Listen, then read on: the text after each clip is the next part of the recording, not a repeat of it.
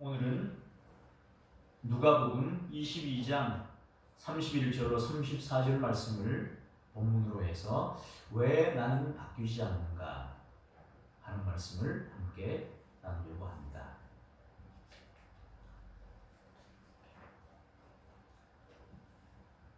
말씀은 좋은데 또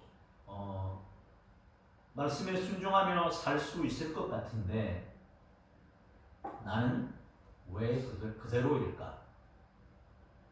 또 일부 순종하기도 하고 또 순종이 될 때도 있고 다른 사람을 용서해야 된다는 것도 알기에 용서하려고 하는데 될 때도 있고 또 되지 않을 때도 있습니다. 신앙은 있는데 그러다 보니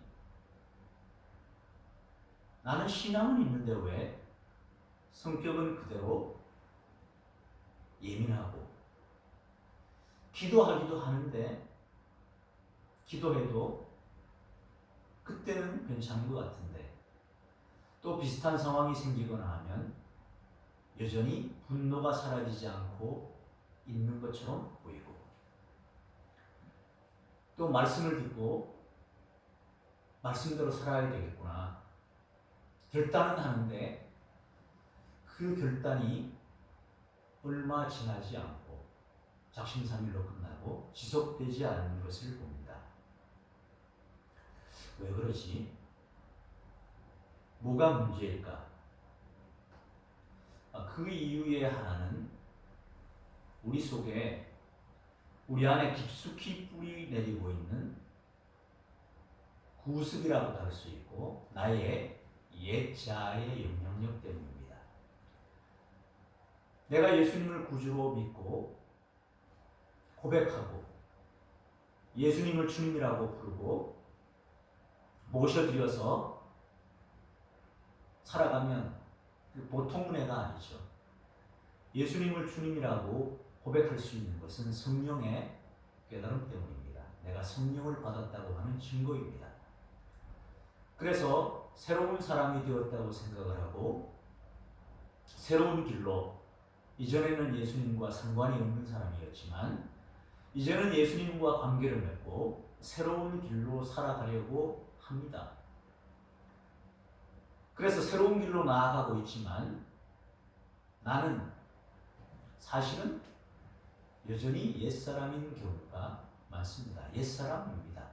새로운 길로 들어섰을 뿐이지 완전히 변화가 되어서 살아가고 있는 것은 아니기 때문입니다. 한마디로 여전히 내가 주인으로 살지요. 우리는 창세기 이야기를 너무 잘 알지요. 아담과 하와가 범죄한 것은 뱀의 유혹 때문입니다. 꼬임 때문입니다. 그 뱀의 꼬임 가운데 핵심적인 것은 네가 그것을 먹는 날에는 눈이 밝아져서 하나님처럼 되리라. 그 말을 듣고 그 나무를 보니까 먹음직도 하고 보암직도 하고 지혜롭게 할 만큼 탐스럽게도 보였습니다. 하나님처럼 되고자 하는 마음이 있었고 하나님처럼 되고자 그것을 먹은 것입니다. 내 안에 하나님처럼 되고자 하는 마음이 없었으면 밖에서 그렇게 유혹을 했다고 할지라도 넘어가지 않았을 거예요. 그래서 하나님처럼 되고자 뱀의 유혹에 넘어가고 만 것입니다. 하나님처럼 되었죠. 하나님처럼 되는 것은 내가 내 인생의 주인으로 살겠다는 것입니다. 모든 결정 내가 하고 내 뜻대로 내 마음대로 살겠다고 하는 것입니다. 그것이 하나님과 관계를 단절시키고 말았고 하나님 말씀에 불순종하게 된 것입니다. 그래서 사실은 정직하게 고백할 때 예수님을 믿는 새로운 삶의 길로 들어섰지만은 내 속사람은 여전히 내가 주인입니다. 내가 주인으로 살면서 주님은 내가 필요할 때 도와주시는 분이면 좋겠다는 생각을 많이 합니다. 내 힘에는 한계가 있기 때문입니다. 그러다 보니 변화가 없습니다. 이 내가 주인인, 내가 주인으로 생각하고 살아가는 이 구조가 변하지 않으면 변화가 나타나기가 어렵습니다. 그래서 근본적인 질문을 다시 던지게 됩니다. 나는 왜 말씀 듣고 기도함에도 불구하고 근본적인 변화가 되지 않지 하는 생각을 하면서 살아갑니다. 역시 반복적인 감정의 상태, 그리고 반응도 하죠. 말씀에 반응도 합니다. 은혜도 받고 싶고 깨달음을 얻으면 기뻐하기도 하고 저 말씀대로 살아야지 결단도 하지만 쉽게 되질 않습니다. 또 누가 내 옛날의 상처를 건드리면 또 격한 반응이 나오기도 합니다.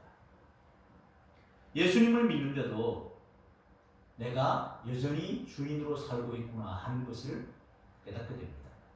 이제 그 증거가 뭐냐면 좀 전에 말씀드린 반복되는 감정, 또 결단과 반응을 하지만 작심삼일로 끝나는 경우가 많고 지속되지 못하고 또 누가 내 옛 상처를 건드리면 그 사람에 대해서 좋은 감정, 좋은 마음이 들지를 않는 것입니다. 이런 것들이 근본적인 나의 변화를 막고 있는 요소들입니다. 이걸 아는 게 중요하죠. 그러면 이것을 주님 앞에 내어놓고 도움을 구해야 합니다. 변화하려고 하면 그래야 한다는 것입니다. 오늘 본문을 한번 보시면 예수님이 시몬에게 말씀하셔요. 시몬아, 시몬아, 보라, 사탄이 너희를 밀가부르듯 하려고 요구하였다는 거예요. 하였으나 그러나 내가 너를 위하여 네 믿음이 떨어지지 않기를 기도하였노니 너는 돌이킨 후에 내 형제를 붙게 하라. 사탄이 요구하였다는 거예요. 밀가부르듯 하려고. 이때 당시는 베드로가 주님을 믿고 따르기로 한지 적어도 2년 후 되었고 3년째라고 생각됩니다. 3년째죠. 예수님이 이제 십자가를 지시고 돌아가신 날이 얼마 남지 않았기 때문에 예수님의 죽음이 가까운 어느 시점입니다. 그래서 사탄이 이렇게 요구하였는데 주님은 베드로를 위해서 기도하셨다는 거예요. 네 믿음이 떨어지지 않기를 위해서 내가 기도하였다. 그러니 너는 돌이킨 후에 네 형제를 붙게 하라. 그랬더니 베드로가 말하는 거예요. 주여, 내가 주와 함께 감옥에 갇힌다 해도 거기에 가겠고 죽는다 해도 거기에 가기를 나는 각오했습니다. 나는 감옥에 갇히는 것도 또 죽는 것도 이미 각오가 되어 있습니다. 내가 주님을 따르기로 할 때 보통 결단과 결심으로 따른 게 아닙니다. 어떤 고난이 오든지 감옥에 갇힌다 해도 죽는다 해도 나는 따를 각오가 되어 있습니다. 보셨잖아요. 고기와 배와 그물 안에 다 뒤로 하고 주님 따른 거 아시잖아요. 그런 한면이죠. 그런데 주님이 뭐라고 하십니까? 그런 각오가 되어 있다고 하는 베드로에게, 베드로야, 내가 너에게 말하는데 오늘 밤 닭이 울기 전에 네가 3번 나를 모른다고 부인하리라. 이렇게 각오하고 따랐고 그렇게 따르기도 했습니다. 그리고 말로도 지금 고백하고 있잖아요. 강한 결단을 어필하고 있잖아요. 그런데도 이게 지속이 되나요? 여러분 보시지만은 바로 지금 이러고 있는데 6월절 만찬자리일 수도 있고 오늘일 수 있는데 오늘 낮일 수도 있는데 거기에 그렇게 고백하고 있는데도 불구하고 오늘 밤에 새벽닭이 3번 울기 전에 네가 나를 새벽닭이 2번 울기 전에 네가 나를 3번 모른다고 부인할 거야. 그리고 그대로 되는 것을 우리는 잘 알고 있습니다. 베드로가 주님을 따르기 싫어했나요? 전혀 아니에요. 따르고 싶었어요. 따르기로 결단했어요. 실제 따르기도 했어요. 행동도 했습니다. 그런데 지속되지 않아요. 왜 그럴까요? 한마디로 여전히 옛자가 지배하고 있기 때문에. 우리도 우리를 한번 돌아보기를 원하는데 예수님을 따르죠. 베드로를 얘기하는데 베드로 지금 잘못한다고 비난하는 거 아닙니다. 베드로를 보니까 내 모습이 너무 보이는 거예요. 이 베드로가 나예요. 대표적인 제 모습이에요. 그래서 나를 보죠. 결국은 나도 베드로와 같은 사람이구나. 나를 정직하게 대변해야 이 문제가 해결되겠구나. 우리는 결론을 알죠. 베드로가 계속 이렇게 살았을까요? 아닙니다. 부활하신 예수 그리스도를 만나고 성령을 받고 성령 충만을 날마다 구하면서 성령의 지배를 받는 삶을 살았습니다. 사도행전을 다른 말로 할 때 성령의 행전이라고 말할 수 있습니다. 성령께서 임하셔서 과거에 예수님을 따른다고 하지만 자기가 주도하는 대로 여전히 자기 주도권 가지고 자기 방어하면서 자기가 좋아야 주님을 따르는 것도 좋다고 하면서 그렇게 따르던 제자들을 성령께서 강림하셔서 부활을 목격한 그 제자들에게 강력하게 임재하셔서 이제 그들의 삶을 하나님이 기뻐하는 삶으로 인도하셨고 제자들도 거기에 온전히 순종하며 죽는 자리에까지 순교당하는 자리에까지 나아갈 수 있었습니다. 그때는 변화가 됐습니다. 그런데 예수님이 십자가 지시기 전에는 이 제자들의 결심이 흔들립니다. 지속되지 않습니다. 여전히 옛 모습이 나옵니다. 여전히 감정적으로 격한 반응을 할 때가 있고 많습니다. 옛자아가 구동되고 있기 때문입니다. 우리도 그렇습니다. 그래서 여전히 살아있는 내 속사람, 그것을 직면해야 바뀔 수 있습니다. 그리고 베드로를 보면 바뀔 수 있습니다. 옛자아란 무엇일까요? 아담 이야기를 했습니다. 아담 안에 있던 바로 그것입니다. 하나님처럼 되고자 하는 마음. 자기 중심적인 존재 구조라고 할 수 있습니다. 내 인생은 내 것이라는 거죠. 아무리 밖에서 나를 흔들려고 해도 내 마음은 바꾸지 못해. 외유내강이라고 하는데 외유내강 좋은 거잖아요. 좋은데 성령과 하나님에 의해 예수님에게 지배를 받지 않으면 그것은 내 존재 구조가 되는 거예요. 이게 옛자인 거예요. 그래서 문제가 됩니다. 좋을 때가 있지만 좋지 않을 때가 있는 거예요. 이렇게 되는 거예요. 하나님이 아니라 자신이 여전히 주도하고 자신이 결정하고 자기가 평가하고 또 때로는 자기가 방어하는 삶의 방식이에요. 그렇게 살아갑니다.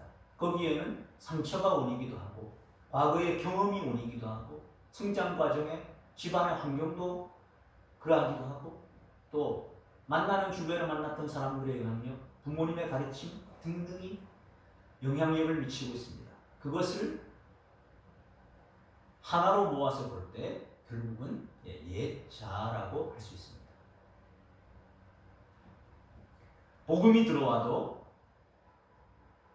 복음이 들어와도 예수님이 아닌 여전히 옛자인 내가 주도권을 가지고 있습니다. 완전히 넘겨드리지 않았습니다. 갖고 있습니다. 이 부분은 되는데 이 부분은 안 되는 거예요. 옛자는 과거의 상처나 왜곡된 자존감이 높은데 그 높게 된 원인이 있어요. 이게 왜곡인 거예요. 죄성으로 형성된 자기중심적인 사고구조를 말해요. 제 경우에도 있습니다. 말씀드린 적이 있어요. 우리 촌수로는 한 10촌 형제 정도 돼요. 근데 제가 이제 7살 학교를 들었으니까 한 살 많은데 원래는 같은 반이에요. 1학년 때도 같은 반이에요. 그러니까 옆자리에 앉기를 원해요. 나를 또 되게 좋아했어요. 옆자리 같이 앉자고 그래요. 같이 앉았어요. 자꾸 뭐 말 같은 걸 시켜요. 같이 앉는 건 좋은데 좀 그래요. 근데 이제 그렇게 하다가 2학년에서 3학년으로 올라갈 때가 됐어요. 운동장에 모아놓고 선생님이 이제 이름을 부르면 따라가면 그 반이 되는 거예요. 정해져 있는데 따라가야죠. 학교 교실에 들어가서 또 확인도 하시잖아요. 근데 자꾸 얘기를 걸고 그러니까 부를 때 못 들은 거예요. 아니 나 3학년 1반이라고 그랬는데 3학년 2반이라고 그랬는데 자꾸만 3학년 1반이라는 거예요. 자기가 들었대. 1반이래. 따라갔어요. 선생님이 3학년 1반에서 이름을 안 불러요. 야, 내 이름 안 불렀잖아. 어? 그러는데 불렀대. 또 들었대. 자기가 있었어요. 3학년 2반 반장이 찾아왔어요. 이런 친구 있냐고. 그래갖고 갔더니 선생님이 뭐 좋게 볼 일이 있습니까? 야, 너는 네 이름 불렀는데도 왜 대답도 안 하고 듣지도 못했냐? 그러니까 앉는 자리 다 배정돼 있잖아요. 제일 뒤에 저기서 조용히 와서 앉아. 이렇게 된 거죠. 그걸 겪으니까 속에서 어떤 반응이 와요? 좋아하는 것도 좋은데 이 말 들었다가 그 부끄러움 당하고 제일 뒷자리에 앉으라고 그러고 선생님이 또 좋게 안 보잖아요. 문제는 애 비슷하게 이렇게 바라보고 손해가 막심한 거예요. 이제는 내가 뭔가를 듣고 내가 생각하고 이렇게 가야지 누가 뭐 옆에서 하는 얘기에 나 듣고 따라갔다가 좋은 꼴이 안 생기니까 부끄러움만 나가고 그러니까 모든 거는 내가 결심하고 내가 결정하고 가야지 누구 말을 잘 안 들을 거야. 좋은 얘기는 모르겠는데 이런 생각이 너무 말하자면 강하게 자리를 잡은 거예요. 너무 강하게 자리를 잡게 됐습니다. 고등학교를 갔어요. 윤리 시간에. 또 그 공자의 제자 중에 그 증삼이라고 있어요. 증삼. 이름이 증삼인데 증자라고도 합니다. 그 사람이 뭐라고 말하냐 하면 뭐 공자도 이런 그런 얘기를 한 적 있잖아요. 하루에 뭐 이렇게 삼성이라고 해서 세 가지를 이렇게 돌아보면서 무슨 반성을 하고 했다는. 그래서 아침에 이렇게 뭐 도를 깨달으면 저녁에 죽어도 여한이 없다는 뭐 이런 얘기도 하고 하는데 하루에 세 가지 자기를 반성하고 그런 얘기 하는데 이 증자는 뭐라고 그러냐면 조금 더 나아간 것 같아요. 스스로 반성하여 거두면 천만인이라도 두려워하지 않는다. 이런 얘기를 해요. 스스로 자기가 반성해서 거두면 천만인이라도 두려워하지 않는다는 이야기를 해요. 근데 그 얘기를 윤리 시간에 듣는데요. 굉장히 또 크게 다가와요. 여기에 그냥 좌우명처럼 이렇게 꽂히는 거예요. 반성을 안 하는 게 아니라 낮에 어떤 일을 겪었을 때 어떤 사람은 자기가 옳다고 주장하고 나는 내 생각이 맞는 것 같은데 저 사람이 막 이렇게 우기거나 어떤 힘으로 막 그렇게 해서 대외적으로 드러나는 거는 그 사람이 맞는 것처럼 드러날 때 있잖아요. 그럼 나는 조금 억울하기도 한데 집에 와서 이제 반성해 보는 거죠. 여전히 내가 맞는 것 같아요. 그러면 이제 뭐라고 그러든 어떻게 되든 두려워하지 않아. 이렇게까지 이제 자리 잡게 됐어요. 굉장히 자아가 어떻게 보면 강하죠. 남들이 볼 때는 자존감이 높지요. 그런데 이게 예수님을 믿고 성령 안에서 새롭게 된 자존감이냐 할 때 그렇지 않아요. 그렇다 보니 남들이 볼 때는 남 얘기 잘 안 듣는 사람, 고집센 사람, 좋게 얘기하면 뭐 자기 주관이 확실하죠. 이렇게 얘기하는데 속으로는 사실 이제 그런 것들도 있는 것입니다. 이런 것들이 왜곡된 자존감일 수 있습니다. 그렇게 형성된 거예요. 그런데 나는 이게 나하고 내 인격하고 같이 있잖아요. 웬만한 충격에는 버리지 않으려고 하죠. 지금도 그 모습이 굉장히 많이 남아 있습니다. 그런데 에베소서 4장 22절을 보면 뭐라고 하셔요? 너희는 유혹의 욕심을 따라 썩어져가는 구습을 따르는 옛사람을 벗어버리고 라고 말하죠. 유혹의 욕심을 따랐죠. 옛사람이 그랬죠. 썩어져가는 구습을 여전히 따르고 있어요. 그러니까 내가 생각하고 있는 인생의 어떤 원리라고 하는 것, 주님의 말씀에 비추어 봐서 그런 게 아니고 내가 생각하기에 이거는 진리 같아 하는 거, 그런 것들을 따르고 있죠. 그것을 따르는 옛사람, 그것이 옛사람이라는 거예요. 그거 벗어버리라 이렇게 말하는데 나는 그게 나하고 워낙 밀접하게 거의 하나가 되어 있으니까, 또 어떤 말씀을 보면은요 그걸 또 이렇게 강화해주는, 마치 백업적인 데이터를 말해주는 것이 있어요. 시편 3편 6절 한번 보시죠.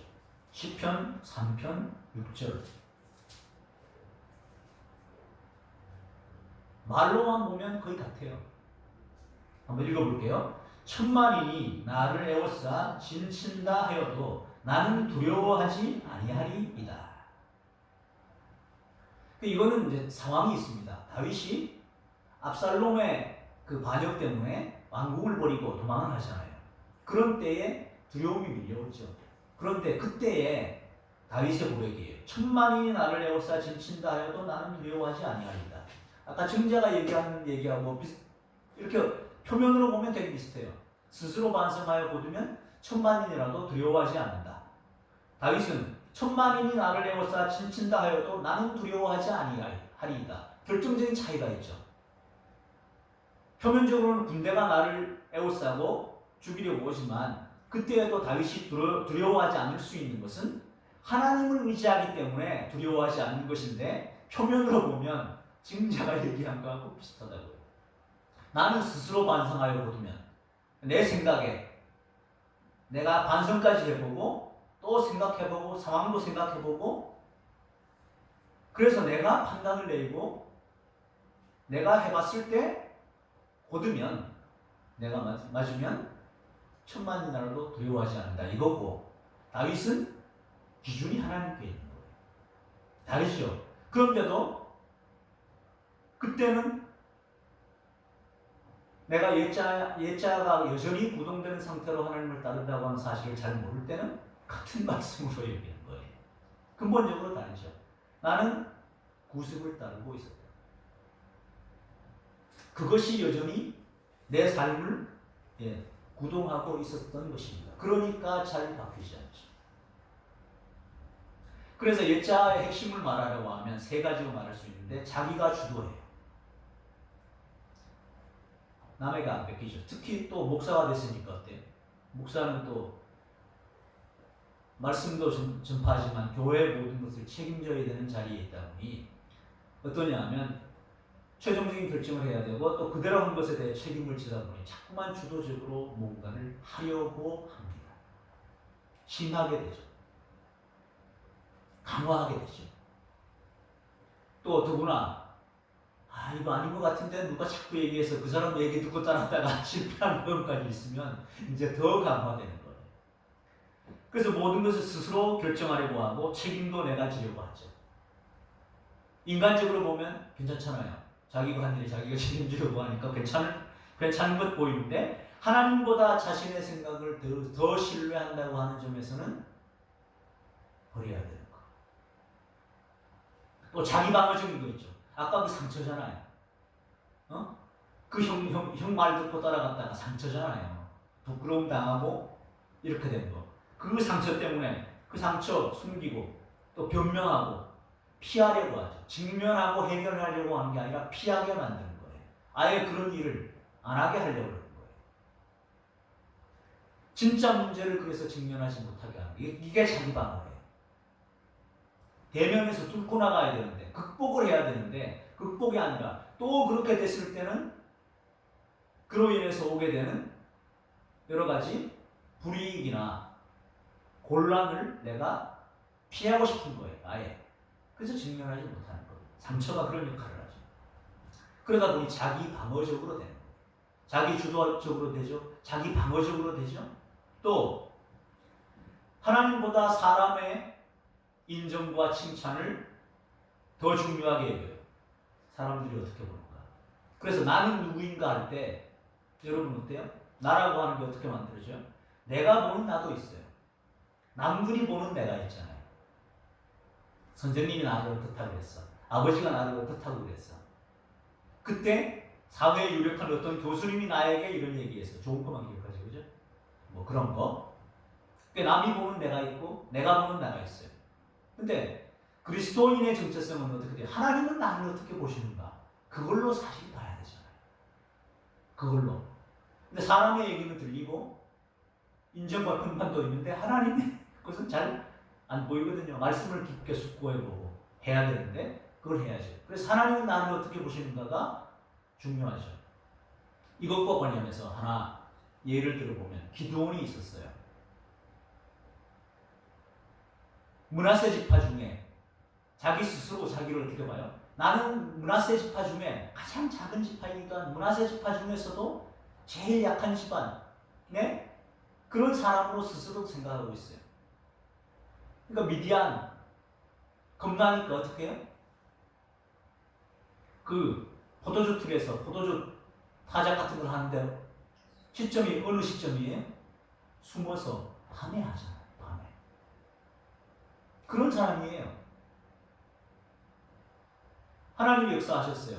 양털 기적도 보여주시고. 그래서 그 바알 우상 세우는 거 찍어버리라고 그랬는데 그 낮에 찍어요? 밤에 찍어요? 하나님 역사했는데도 밤에 해요. 그죠? 밤에 찍어요. 누가 했냐 그러니까 숨어서 말 안 해요. 내가 했다고 말 안 해요. 소문이 나서 알려지게 되죠.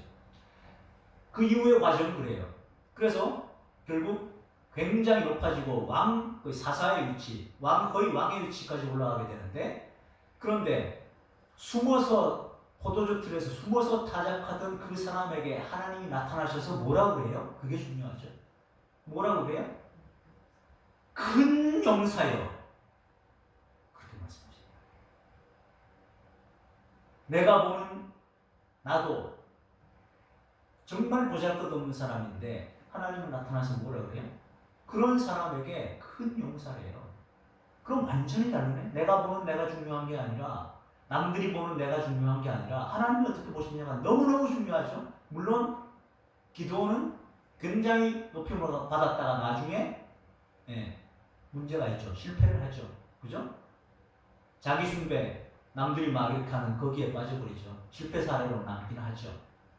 그러나 하나님이 그에게 나타나서 뭐라 그래요? 큰 용사라고 그럴 때, 그러면 하나님은 현재의 내 모습, 과거의 내 모습대로만 보시는 분이에요? 미래에 변화될 내 모습을 오늘 현재에 투영시켜서 말씀하시는 분이에요?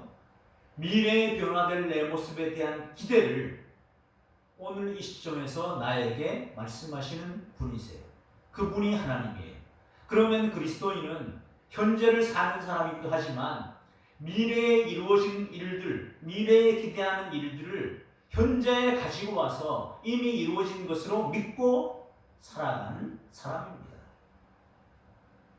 지금 내 모습은 자기주도적이고 자기 방어적이고 자기 인정적인 옛자의 모습이에요. 그러나 하나님이 변화시킬 거예요. 변화된 모습을 기대하고 생각하고 변화된 것으로 믿고 현재에 가지고 와서 현재에서 이미 변화된 것처럼 살아내는 사람이에요. 이미 해결된 문제예요. 그래서 나를 살피는 게 중요하죠. 성령이 주는 가운데 내가 또 자기 주도적으로 하려고 하네 하면 그 인식이 들면 어떻게 해요? 주님, 제가 또 자기 주도적으로 하려고 하네요. 주님 용서해 주세요. 내 힘으로는 이게 잘 안 돼요. 옛날에 하던 습관이 있어서 주님 도와주세요. 도움 요청하는 거예요. 또 자기 방어적인 게 막 나서려고 하면 보는 거예요. 분별하는 거예요. 그리고 주님 앞에 내어놓고 회개하고 도움을 구하는 거예요. 그리고 나아가는 거예요. 이거 반복하면 돼요. 그래서 복음은 옛자를 그대로 두고 거기에 덧칠하는 게 아니에요. 그 존재 자체를 획기적으로 변화시키는 거예요. 그것이 복음의 능력입니다. 그러므로 진짜 변화는 뭐예요? 아, 내가 옛자를 기반으로 해서 여전히 움직이고 있구나 하는 것을 알고 이 기반 자체를 변화시키는 거예요. 그것이 복음의 능력입니다. 로마서 6장 6절을 보시면 뭐라고 해요? 우리가 알거니와 우리의 옛사람이 예수와 함께 십자가에 못 박힌 것은 이미 박혔어요. 그죠? 박혔어요. 박힌 것은 죄의 몸이 죽어 다시는 우리가 죄에게 종노릇하지 아니하려 함이니 이미 죽었다는 거예요. 그런데 우리는 여전히 그 모습을 가지고 따르고 있어요. 그런데 이미 죽었다고 말해요. 죽었기 때문에 사실은 내 안에 힘을 발휘하지 못해요. 내가 인정하지 않으면. 근데 내가 사실을 인정하는 거거든요. 내가 내 주도적인 걸 포기하지 않으려고 하거든요. 내가 내 방어적인 모습을 허물어 버리면 또 그 상처를 받을까봐 내가 꿋꿋이 지켜나가는 거거든요. 내가 하나님의 인정보다 사람의 인정을, 칭찬을 더 갈구하기 때문에 내가 버리지 않는 거거든요. 내가 얘를 자꾸 힘을 주고 있거든요. 그런데 뭐라 그래요? 내 옛자가 이미 예수님이 십자가에 못 박힐 때 못 박혔다는 거예요. 죽었다는 거예요. 죽었는데 왜 자꾸 힘을 주냐고. 왜 주지 말자는 거죠. 그래서 인식을 하고 너 죽었잖아. 죽었는데 자꾸만 구동되려고 합니다. 주님께 내어놓고 도움을 구하고 나아가는 것입니다. 베드로가 주님이 말씀하셨죠. 야, 네가 새벽닭이 울기 전에 나를 3번 부인할 거야. 주님 말씀하신 대로 마태복음 26장 74절에 세 번째는 그가 저주하며 맹세합니다. 나는 그 사람을 알지 못하노라 하니 곧 닭이 울더라. 그래 나가서 통곡을 합니다. 그 주님이 바로 얼마 전에 하신 말씀이 그대로 주님은 이미 모든 것을 알고 계셨구나. 아, 주님이 그래서 시온아 사탄이 너를 밀가루 까무르듯 하려고 너를 요구하였지만 나는 네가 죄에 빠지지 않기를 위해서 기도했다. 너는 돌이킨 후에 내 형제를 굳게 하라. 이때 이미 베드로가 주님 십자가 지시고 부활하시고 난 다음에 회개할 것까지 돌이킬 것까지 말씀하시고 내가 돌이킨 후에 너 형제를 굳게 해. 그리고는 그냥 둬서는 또 안 되니까 어떻게 해요? 갈릴리 바닷가에 나타나셔서 3번 물으시죠. 요한의 아들 시몬아 네가 나를 사랑하느냐? 물으십니다. 3번째도 물으니까 근심하면서 말하죠. 내가 주님을 사랑하는 줄 주님께서 아시나이다. 예수님 말씀하셔요. 내 양을 먹이라. 다시 한번 확실하게 말씀하셔요. 예수님을 믿는데도 여전히 옛자가 구동될 수 있어요. 그걸 인식하는 게 중요해요. 그리고 자기 주도적이고 방어적이고 인정받으려고 하는 그 모습이 있다는 것을 알고 올라올 때 너는 이미 죽었잖아. 기억하시고 여전히 구동되려고 하네요. 주님의 도움을 구하면서 회개하면서 도움을 구하면서 나가면 내 안에서 더 이상 힘쓰지 못하게 됩니다. 그리고 미래에 분명히 아름다운 모습으로 이미 변화되어 있어요. 그런 우리에게도 그런 베드로에게도 주님은 다시 오셔서 사명을 주셨어요. 내 양을 먹이라고 내 형제를 굳게 하라고 하셨습니다. 우리가 그 일을 할 수 있습니다. 주님이 우리에게 역사하셔서 여전히 옛자로 구동되고 있는 우리를 주님은 끝까지 그렇게 갈 거야 말씀하지 않으셔요. 이미 어느 시점에 변화되어 있다는 거예요. 미래의 어느 시점에 변화되어 있는데 그것을 지금 내 삶의 자리에서 이미 변화된 것으로 믿고 살아내므로 하나님께 영광을 돌리는 저와 여러분의 삶이 되시기를 예수님 이름으로 축원합니다. 기도하겠습니다. 하나님 아버지 감사합니다. 왜 나는 바뀌지 않는지 선악을 알게 하는 나무의 열매를 따먹은 하나님처럼 되고자 하는 마음이 여전히 내 속에 있습니다. 내가 주도하려고 하고 또 상처받기 싫어 직면하지 않으려고 하고 회피하려고 하는 자아가 있습니다. 여전히 하나님의 인정보다 사람의 인정을 갈구하는 모습이 내 속에 있습니다. 분별하게 하시고 그것이 주님 십자가에 달릴 때 함께 이미 죽은 것임을 믿고 고백합니다. 여전히 내 삶에 예수님을 믿음에도 불구하고 옛자가 구동되려고 할 때 지혜와 분별력을 주시어서 깨닫게 하시고 하나님의 도우심을 구하며 예수님의 인도하심을 구하며 내어놓습니다. 역사하여 주옵소서. 그리고 이미 변화된 모습으로 살아내므로 하나님 영광 돌리는 우리 모두가 되게 하여 주옵소서. 예수 그리스도 이름으로 기도 올리옵나이다. 아멘. 305장 찬양 드리시면서 준비하신 예물